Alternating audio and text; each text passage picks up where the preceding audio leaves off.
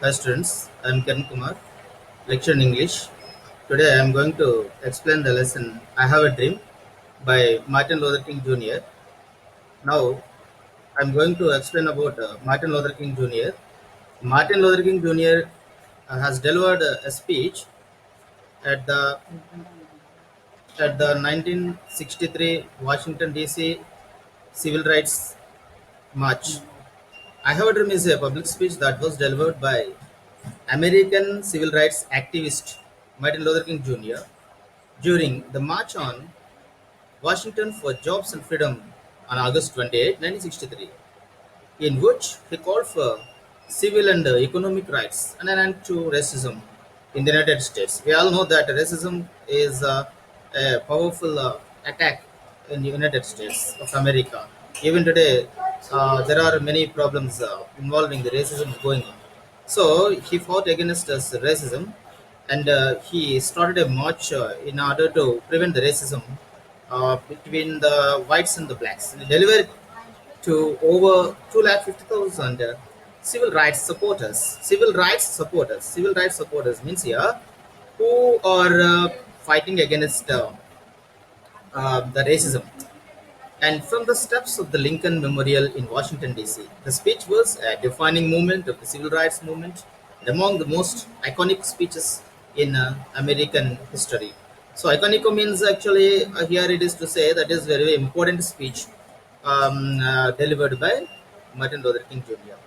And widely hailed as a masterpiece of rhetoric, King's speech invokes pivotal documents in American history. Pivotal means very important documents. It is to be worth noted that in American history, to stop the racism, he gave a big speech with emotion. So that's why it is a pivotal document, including the Declaration of Independence, the Emancipation Proclamation. The Emancipation Proclamation means here, actually, it is a proclamation that is made prior to this King Jr. and the United States Constitution. Early in his speech, King alludes to Abraham Lincoln's Gettysburg address by saying, five score years ago, a score means 20 years. So, five score years ago, which means 100 years back.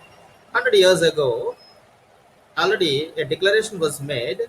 So, King is quoting the same declaration in reference to the abolition of slavery articulated in the Emancipation Proclamation.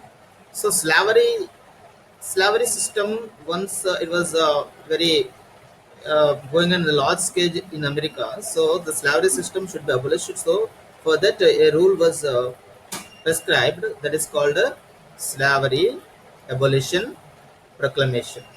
Articulated in the Emancipation Proclamation, King says it came as a joyous daybreak to end the long night of their captivity.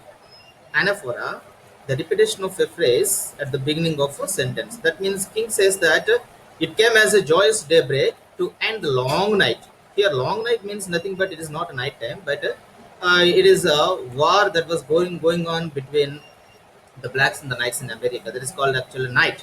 And so the night was going to be ended, and a joyous means happy daybreak is going to come there. Is employed throughout the speech. Early in his speech, King urges his audience to seize the moment. Now is the time is repeated three times in the sixth paragraph. The most widely cited example of anaphora is found in the often quoted phrase, I have a dream. So, actually, what was the dream of Martin Luther King Jr.? The dream of Martin Luther King Jr. is nothing but to end the night. End the night means end the dispute between the blacks and the whites. And which is repeated eight times as King paints a picture of an integrated and unified America for his audience. Other occasions include 100 years later, we can never be satisfied with his faith. Let freedom ring and free at last. These are the phrases that King used there. King was the 16th out of 18 people to speak that day, according to the official program. So this was actually the program which was conducted by King. King begins his I Have a Dream speech by declaring that this occasion will be remembered as the greatest demonstration for freedom. Actually, he says that his speech is not merely a speech, but it is a demonstration of freedom. What's freedom? Actually, there are blacks and whites in America, but blacks were enjoying the rights freely, but actually they are enjoying only some limited freedom, not fully. But the whites are enjoying full freedom, and the whites were suffering the blacks. So that's why he's saying that his speech is nothing but demonstration for freedom. They are all struggling for freedom. In United States history, he then evokes Abraham Lincoln's Gettysburg Address and references the signing of the Emancipation Proclamation, a document that gave hope of a better future to many African Americans. African Americans. So the Africans, people who are living in America, that is called African Americans. Despite the abolition of slavery, at the time that has since passed, black people in America are still not free. So here freedom means nothing but here he King Junior clearly said that there are many rules and regulations for the freedom of blacks, but actually in force, no, nothing is going on. So the abolition of slavery and the time that has since passed, black people in America are still not free, so they are not enjoying the freedom, and the aftershocks of slavery are still felt through segregation and discrimination in the United States. So there is still lot of the problem about the blacks and the whites, because the whites were killing blacks.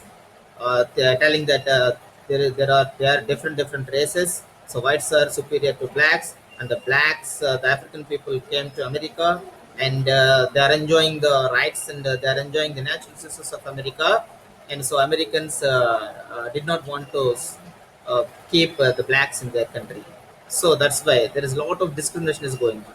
And King refers next to the signing of the Declaration of Independence, describing the document as a promissory note. Actually, Abraham Lincoln has signed a document, a rule he kept in American Constitution that both the blacks and whites are having the same rights, but that's called a promissory note. But that whose promise has not been fulfilled for African Americans. Actually, it is an empty promissory note that Abraham Lincoln has signed, because actually a promissory note was promisingly given to blacks, but nobody is giving actually freedom to African people in America. So therefore, King says he has come to Washington to chide the United States for defaulting on this promise in regard to black Americans who have not been granted life, liberty, and pursuit of happiness.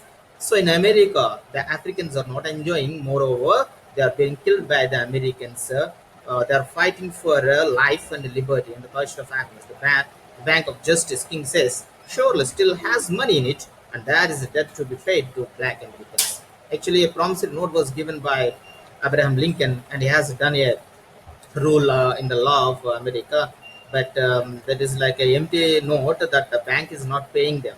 So the bank has to pay the money that is promised in the promissory note that was done by Abraham Lincoln, and so that's why they want freedom, liberty, and happiness. So here, King goes on to declare that the time has come to make justice a reality for all the United States, and he describes the situation as urgent. So he says that the situation is urgent. Urgent means actually it should be done immediately. What should be done immediately? That the blacks should enjoy their rights immediately, along with the whites, according to the rule made by proclamation. So stating that not that a growing discontent among black Americans will not dissipate until equality is won. So equality should be won. Equality means equal rights should be enjoyed between the blacks and the whites. So there will not be peace in America until African Americans are granted the rights. So they should be treated as citizens of America. These Africans also should be treated as Americans. So then only the rights should be enjoyed properly, and they will be treated as Americans, and so that's why they become American citizens. Though the situation is urgent, King stresses that his fellow African American protesters should neither resort to violence nor blame all white people. So King says here the non-violent methods are very important, and we should not fight uh, for blood. So with bloodshed, nothing is gained. With bloodshed, no equality is established in America. So he addresses all the black people that The Africans should not kill Americans for in order to obtain their freedom, and so they should protest in such a way that all should be peaceful there, and should neither resort to violence nor blame all white people. Some of the white people were also very good, and they were also supporting blacks, but some of the white people they are not supporting black, and they are killing blacks. And for there are white civil rights protesters among them in the audience fighting alongside them. So there are white protesters also there, and some are protesting the white civil rights, and some are protesting the black civil rights. So that's why the movement should be peaceful and not with bloodshed. And the struggle for equality must continue until police brutality is no longer a concern for African Americans. Hotels no longer turn them away. Ghettos, that means guest house or some other any types of hotels are not their only option, and voting rights are universal until justice is served. So they should be allowed freely in all areas. Blacks should be allowed in all areas, and they should be given with homes. And the police should not brutally treat them. The police should not treat them brutally. Brutally means like treating like animals. That's called brutality. And the animals like that treating the blacks. So that's why they should not be done. So this is not good for America and its peace. King acknowledges that protesting has been difficult for many. Some of those present have recently been in prison or have suffered other persecutions. He promises that their struggle will be rewarded, and encourages his listeners to return to their home states filled with new hope.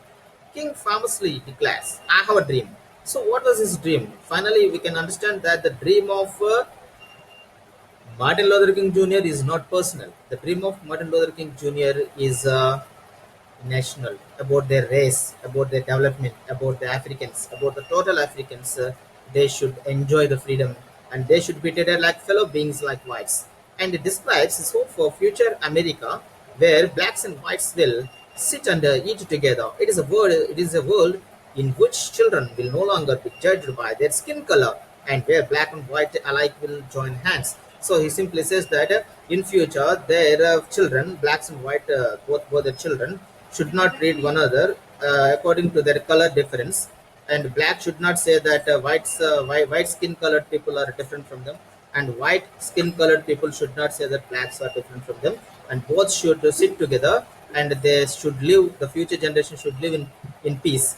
King calls upon his listener to look to this vision of America to give them hope to keep fighting, and asserts that when freedom is allowed to ring from every part of the nation, the United States will be what it should have always been, and justice will be achieved. So, when the future generations echoed the peace and the equality, then the every part of the nation of United States will move and sing the equality, the songs of equality, and justice will be achieved. So Martin Luther King Jr. delivered his famous speech, I Have a Dream, on August 28, 1963 at the March on Washington for Jobs and Freedom at the Lincoln Memorial. The March on Washington was a monumental day in the civil rights movement, and at the time was one of the largest peaceful protests in the world. The goals of the march were to create greater economic equality for people of color, especially Black Americans, and to protect the right to vote. These topics, economic equality and the voting rights protection, feature heavily in King's speech. So the main events of this King's speech is that economic equality, financial equality among blacks and the whites, and voting rights. When voting right is there, then that means that the people of America, both blacks and whites, are same. There is equality in voting right. So that right should be protected. Features heavily in King's speech. At a broader level, his speech urges the protesters present to have hope for the future of the United States. Thank you.